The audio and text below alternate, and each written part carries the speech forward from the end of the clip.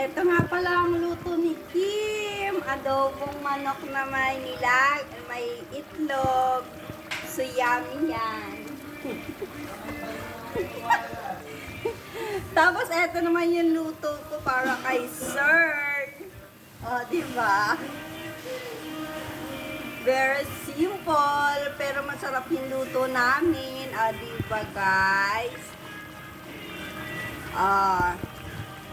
Saan ka pa? Ang itlog ni Kim, ang sarap ng niloto niyang itlog. Masarap din yung vegetable kong niluto. Thank you for watching. Thank you for the star. Thank you for the send star for my video. Thank you very much.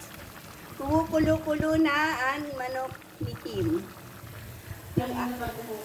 Yung aking gulay naman, kumukulo-kulo na rin. Kim, anong tawag dito sa vegetable na to? Mixed vegetable. Thank you for watching.